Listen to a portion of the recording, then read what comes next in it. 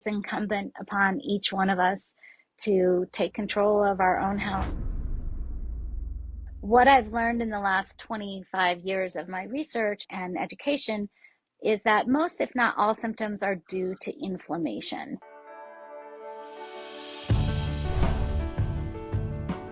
Hey, welcome to a truly enlightening episode of the I Am Pain-Free podcast. Today we're diving deep with Elizabeth Yarnell, whose extraordinary journey through battling multiple sclerosis has led her to a profound discovery about health and nutrition. Diagnosed unexpectedly after waking up, blind in one eye, Elizabeth's story is not just about survival; it's about thriving. Right, facing daunting predictions about her health, she chose a path less traveled. Right, radically transforming her diet and lifestyle. You're going to love this episode. Join us as Elizabeth shares how these changes not only halted the progression of her MS, but also ignited her passion for helping others understand the power of controlling inflammation through, guess what? Diet, what you eat, right? What God put on this earth and what you ingest really makes a difference. And she's a living proof of that. So whether you're facing chronic illness or just seeking ways to improve your overall wellness, Elizabeth's insights are a beacon of hope and empowerment. Tune in, discover how you can take charge of your health today. Let's welcome Elizabeth. Hey everyone, this is Rob, and welcome to the latest episode of the I Am Pain-Free podcast. Today is an exciting one. We have Elizabeth Yarnell, and you're going to be just flabbergasted when you listen to her story. As I read it, it's just what she's doing is so spot on to the mission that I have, trying to help people naturally and faithfully. She's just an awesome person. Geez, Elizabeth, thank you so much for being here. Hey, Rob, I am so excited to be on this podcast. Thanks for bringing me in. You bet. I love for people to be able to just tell their story. What got you to where you are today? And then I'll start digging in and asking you a bunch of fun questions from there. So really, my story started way back in 1999 when I went to sleep as usual and I awoke blind in my right eye. Wow. And pretty quickly, I was diagnosed with multiple sclerosis, and the MRI showed 17 scars on my brain. And that first episode, or what we call a multiple sclerosis exacerbation or attack, was of optic neuritis, which actually came with a lot of pain in my eyeball. It I can was imagine. inflammation of the optic nerve. And I ended up going completely blind in that eye for a time. I got some of my sight back eventually, but that's what really started me down this road, because the neurologist that I saw said I had two options. I could take one of the 3 injectable pharmaceutical drugs that were available, all of which were toxic and had significant side effects, and I'm going to say low efficacy, which means they weren't really sure if they were going to help, none of which were meant as a cure, because medical science believes multiple sclerosis is incurable. But the hope with these drugs is to slow down the progression, because the way that multiple sclerosis progresses, it is a progressive degenerative disease that affects the nervous system and how it communicates with the rest of the body. And most MS patients, or the typical progression of multiple sclerosis, is a straight downhill slope into more and more disability until eventually you die because you're so disabled. Brutal. Yeah. It was so brutal. That's where you, back in 1999, that's what you thought your progression was going to be, based upon the doctors you were working with and recommending your path forward. So they said, you can take one of these drugs and you can slow it down and live with all these terrible side effects. You can hope to slow it down. It's not going to cure it, because they don't understand why MS happens, and they don't think there's a cure. Or you can do nothing and get there faster. Yikes. That's basically what they said. Like, none of those sound like very good options. Regardless, they said 80% of MS patients experience significant disability within 10 years of diagnosis. Wow.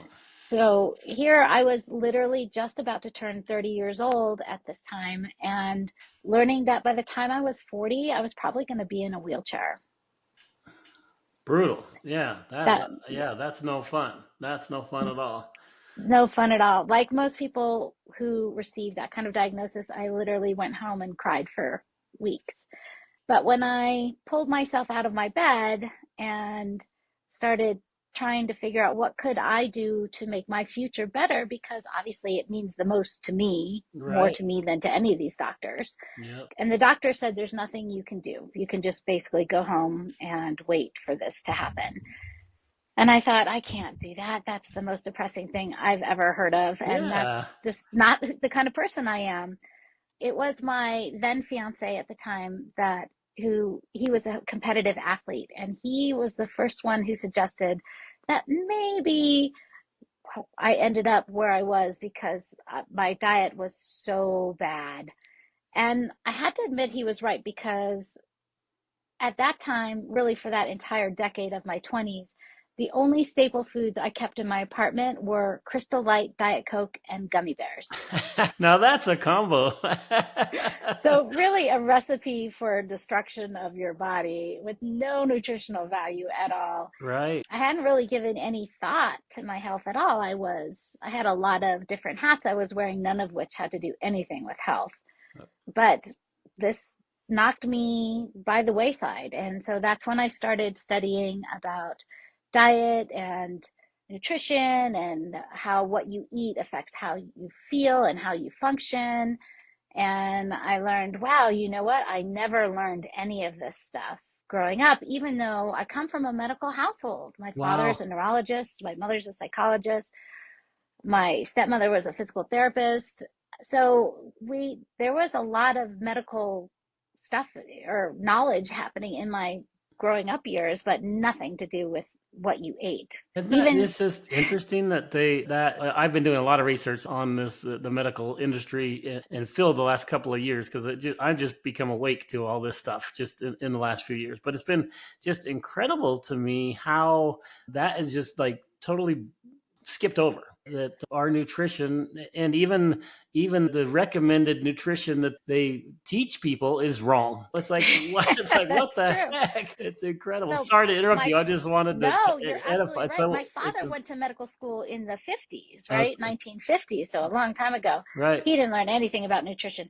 But my brother, who's also a neurologist, went to medical school much more recently, and he'll tell you he had one class in medical school that was like a semester or even half a semester about nutrition, and it was orthomolecular nutrition, which is great, which is all about nutrients, but that's not anything to do with foods Right. or Right. diets Yep. or anything like that. Yep. And even today, and he eats terribly too. Yeah, and they're taught. That's one of the issues with our medical system is they're really trained very well in a really narrow topic, right? In pharmaceuticals. Yeah, and it's all pharmaceutical based. So it's not only do they are they specialists in one area, they totally ignore the human body in its nature. So I They're love, not they're not trained to cure, they're trained to alleviate pain and suffering, yeah, which is what pharmaceuticals do. They either suppress the entire immune system so that you don't have the symptoms, but they're still there, they're just being suppressed, right, or they're intended to dampen the pain receptors so that you don't feel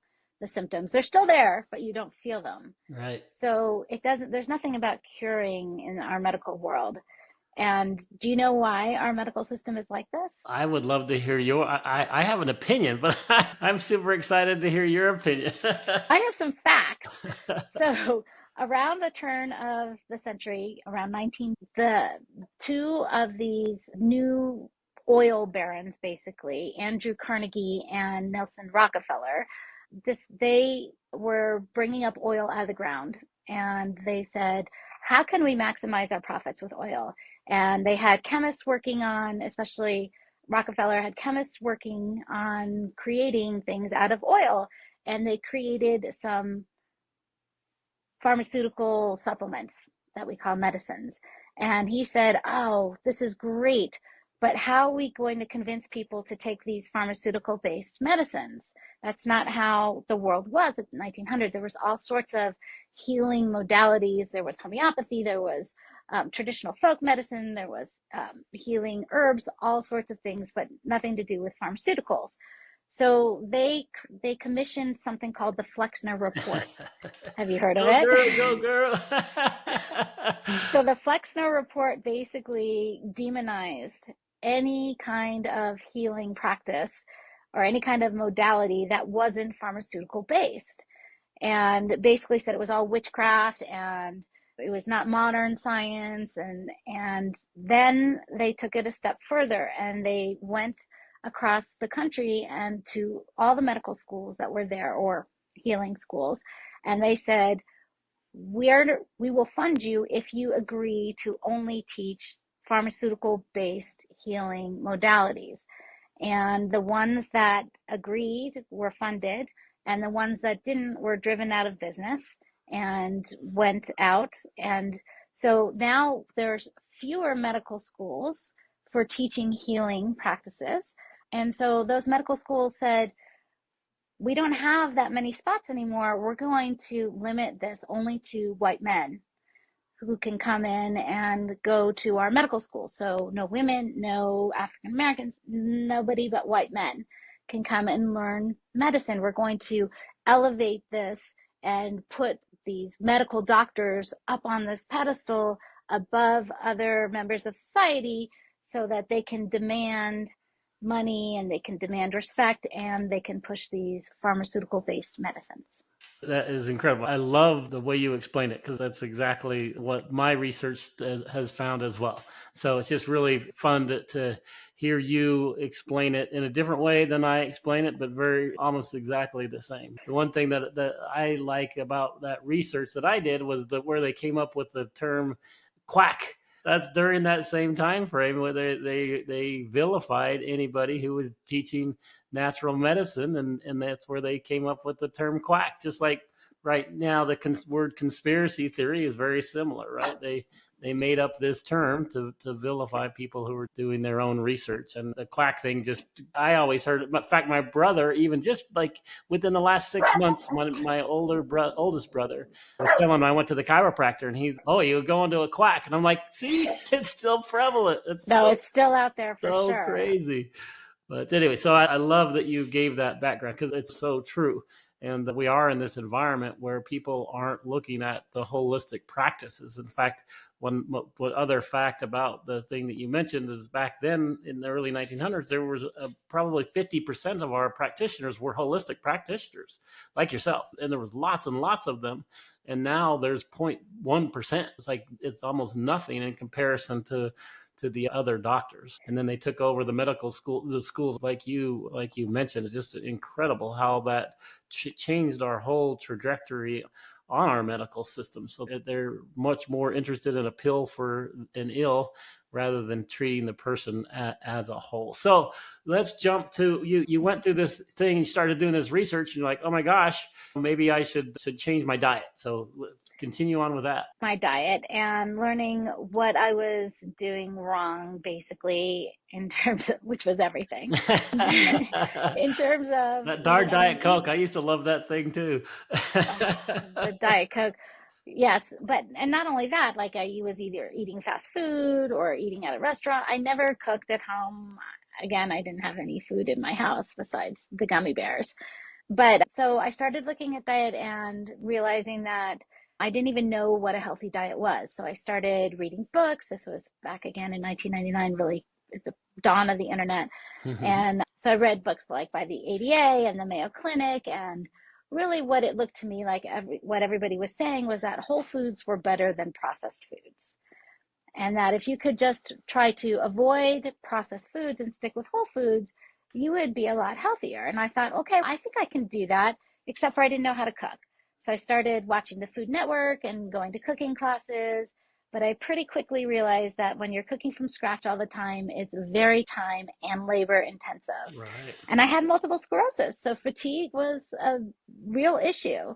And coming back after dinner that I spent hours on to a kitchen full of dirty dishes was not appealing, even though I was pretty dedicated to this idea.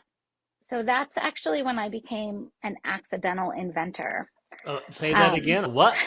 I love An it. accidental inventor. I love it. I love it.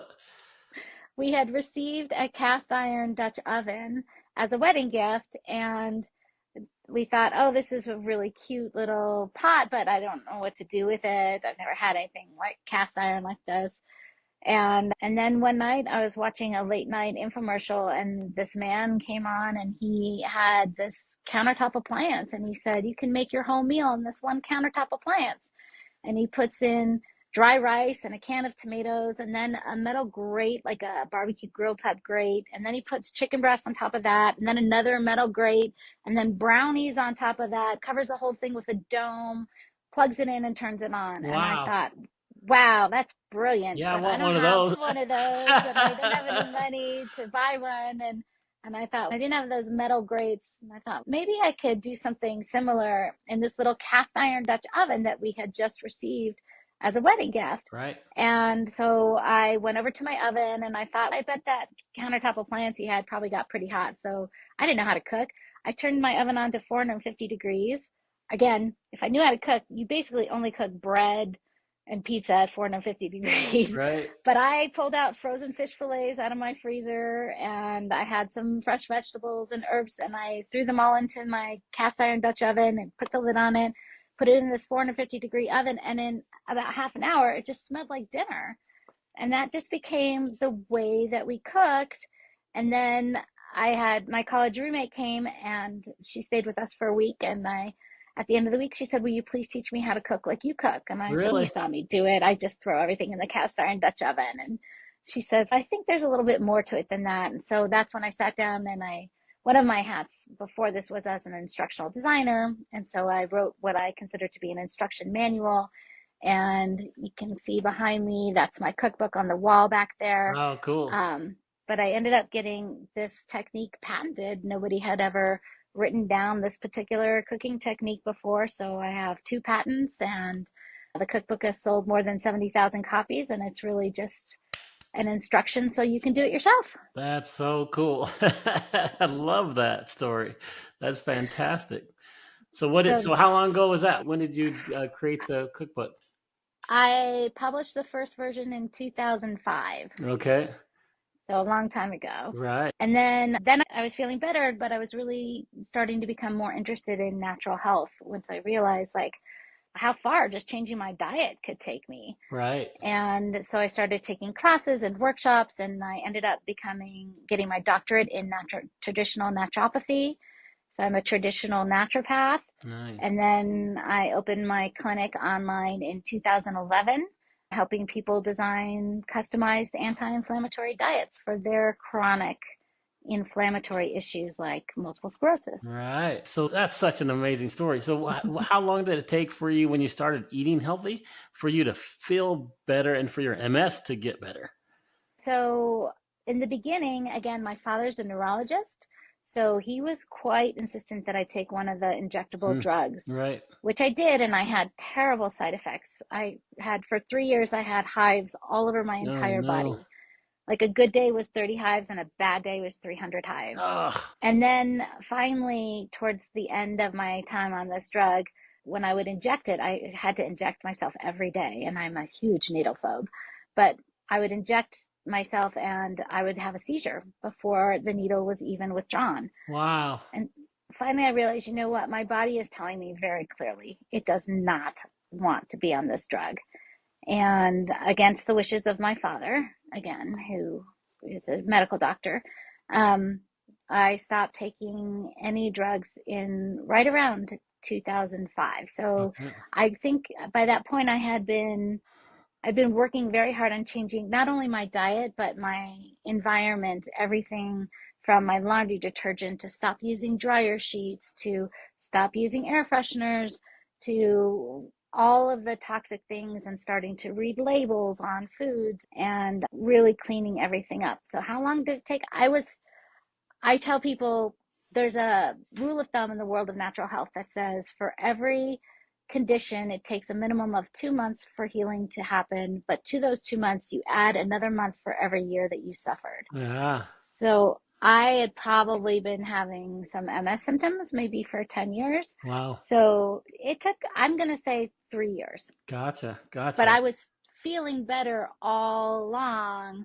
But it did take about 3 years for that whole transformation maybe Right. to complete. That's funny. And look what you learned during that period. So it sounds like the first year or so was really rough because you're still doing the pharmaceutical path and while you're learning about natural health, right? And food and how to cook food and how to eat proper. And it's neat that you, through that education, you went so as far as to look at your environment and all the things surrounding you. Because that is so important these days, is looking at all the things that do affect our health. It's much more than just our food. If our food It's is super, super important, right? And I think a lot of people ignore that. But then you start looking, like you mentioned, the air that we breathe, the water that we drink, right? The toothpaste we put in our mouth, the laundry detergent we use in our clothes. It's just amazing how much bad just toxins are in our environment. And there's, unless you wake up to that problem, like you with having a significant problem, right? With a huge life event that you had to just say, hold it, I need to make changes.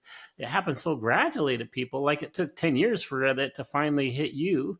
I think that's what a lot of people are waking up to. I think the pandemic has woken a lot of people up. And they said, hey, there's something wrong with our medical system. There's something wrong with the way they're vilifying our doctors. There's something wrong with a lot of things. And now I just see this big insurgence of people like you and I who are trying to help people and trying to figure out ways we can live naturally and faithfully and live a much more vibrant life. All right. Because how much have you felt better when you started transitioning from having MS to not? it's a radical difference, right? I don't feel like I have MS, although I can remind myself very easily by eating the wrong thing. Really? Oh yeah, very easily. But it is, we live in a toxic world, and if you are not aware and you just go on blindly assuming that somebody is out there making sure everything that's around us is safe, then you're heading for a disaster because it is not. And I actually did a TEDx talk about this in 2014 called Toxins in Our Everyday Foods. And just talking about, there are so many issues, all of the additives and preservatives that are in our food supply, all of the synthetic chemicals that are really petroleum based at heart. Our bodies evolved on this planet to eat and thrive on the foods that are grown and that exist on this planet, not on something that comes from 2 miles beneath the surface. Right. That evolution never planned on accounting for that, putting that into our bodies or on our bodies. And I think that's a big part of it, is all of these petroleum products that have really invaded our world. And the European Union has approved, I don't know, something like 3,200 chemicals. No, it's 320 chemicals that are approved for use in the European Union, and in the United States it's like 3,500, and they're not really approved, and none of them are tested for safety. And because in the United States, our government is really set up and structured for profit, Yeah. to assist citizens in making a profit, not for keeping citizens safe. Yeah, they're not interested in our health, and it's obviously very evident with what's happened the last few years, right? It took that pandemic to wake me up to this issue. Since then, I'm 100% living a different life, where I've gone back to what was it from my story. Early on, I read a book called Eat to Win when I was a runner, when I was young, Oh, and that book. So I learned then how important food was to my running. But then, dumb me, right? I went the world way for decades, right? And then the pandemic hit, and then I started doing all this research. I'm like, duh, I learned that when I was young. Why didn't I keep doing that? But I think the Lord has been just training me for such a time as this on learning and understanding what's happening and where we're going. And just it's so amazing to meet people like you. So what are you doing now, and how what, are you doing this for full time, or what are your plans, and how can we help you? I'm in the midst of writing my next book, Oh, which is neat. really about inflammation. And what I've learned in the last 25 years of my research and education is that most, if not all, symptoms are due to inflammation. And if you look at whatever's bothering you, so I had optic neuritis when I was diagnosed with MS, and that means inflammation of the optic nerve. It was very painful. Inflammation is always painful. So if anything that is called an itis, that's medical speak for inflamed or inflammation. And if you think about any issues you might have, whether you have pain in your knee or you might call it arthritis, right? That's another itis, inflammation. Any issues you might have, if you can find at the base, which you can if you look hard enough, that there's inflammation, then I think that what we need to do is address the inflammation, not the symptom. So instead of saying, oh, you have MS and you have Lyme's disease and you have arthritis and we're going to give you all different ways to live, no, I think if we can just focus on removing the inflammation, the symptoms actually just go away because the symptoms are only there to show that there's inflammation there. Right. So my next book is about inflammation and multiple sclerosis and other autoimmune conditions. And I'm working on that. I thought I was done, but it turned out it was just the first draft. That's exciting. So what do you think the timeline is now?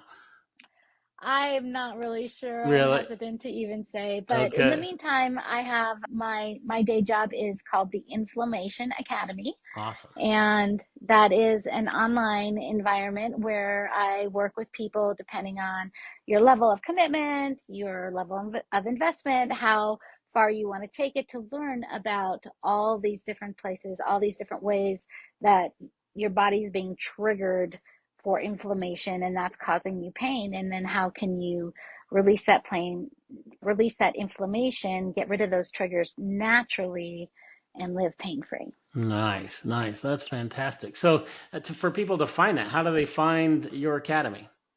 So it's theinflammationacademy.com is the Inflammation Academy. You can sign up right there at any level that you're drawn to, or you can go to my primary website, which is elizabethyarnell.com, and that kind of will feed you into lots of the different activities that I'm involved in and all my social media and all of that kind of stuff. Fantastic. And so I will make sure to include the links to those. But if you want to try to remember, it's Elizabeth and then Yarnell is Yarnell, correct? Yes, you got it. Very good. Very good. So, .com. .com. Yeah. So Elizabeth, and just spell it like it sounds, and then With a Yarnell with Z. two L's.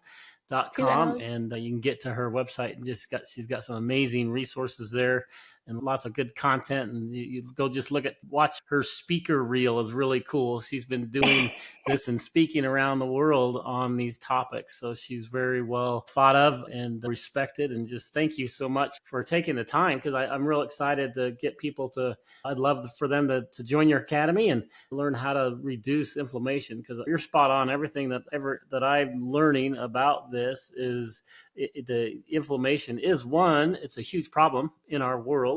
It's I think one of the stats you mentioned in one of your talks was like 30% of the population has some type of inflammatory disease and or issue. And my research is very similar in respect that like 50% of seniors have inflammation and or chronic pain in some one way or another. And so it's a huge Which are problem. the same thing. Yeah. Same thing, Yeah, right? exactly. So it's a huge problem, huge issue.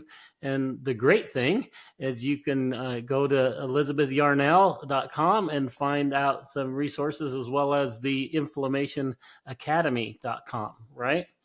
And Yep. And we can talk about just sometimes it's as simple as stop drinking diet sodas. right.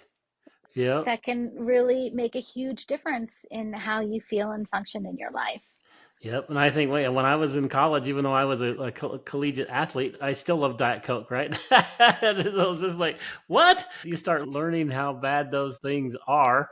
And it's wow, just incredible. But And it drives me crazy because I see on television and doctors and nutritionists who say, oh, yeah, we have an obesity epidemic in our world. And so people should really switch to diet soft drinks and that would help. And I'm thinking, oh my gosh, that is the worst advice you could ever give anybody. yeah. And obesity is really just excessive inflammation. That's right. That's right. And then the aspartame that's in it is just, that's another a rabbit hole that, if you want to go do another fun research, just research aspartame a little bit and see how that came about and see how that actually got approved. And you're going to be enlightened to some corruption in our society when you go research just that particular drug in and of itself. That should Right. never have been approved. And, but man, And it's GMO, and aspartame poisoning can mimic things like multiple sclerosis right. to begin with. So, yes, no, aspartame, what an evil thing that is. And wow, what a great marketing job they did on it, Oh my because gosh. Yeah. They're so in the good at that. 80s, Right. that was like the best thing ever. Oh my gosh, aspartame equal, all these Yeah. things revolutionizing our world. And I bought into it hook, line, and sinker. I was Yeah. a child of the 80s. Yeah. So did I. I was a runner, so I was like, "Oh, I can't drink Coke, but Diet Coke, Right, sure, that's gonna be much better."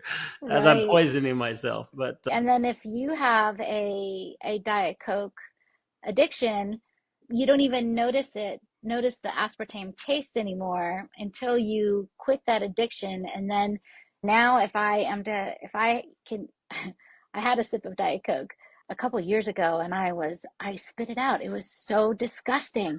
How do people drink that? It's so gross tasting. right, it's so funny how your body adjusts to it, and you just becomes, oh yeah, that's the taste that I enjoy, and people like that taste rather than the sugar taste. So bizarre. Well, And then, of course, our sodas nowadays, which happened in around 1981, are all high fructose corn syrup sweetened as opposed to cane sugar sweetened, which did coincide with the beginning of our obesity epidemic and heart disease. All kinds of things yeah, happened you around could that look at time. those memes that have the one meme of the beach in the 1960s versus the beach today, and it's just what the human body is changed dramatically, and it's just Yeah, just it's really sad. But hopefully, yeah. with your help and my help, we'll start and continue to educate people on these issues. And I believe the Great Awakening is happening, both from a faith-based perspective as well as just a health perspective. That people are realizing that, hey, there's something wrong with this, and I need to maybe take a look at my health and to start taking ownership of my own health. And the awesome thing is they have this podcast to help them, and they have all of your resources and what you're doing to help them. So I'm excited to get your book and learn how to cook that way. That's like super, super cool. So I'm excited about that. And just thank you for everything that you do.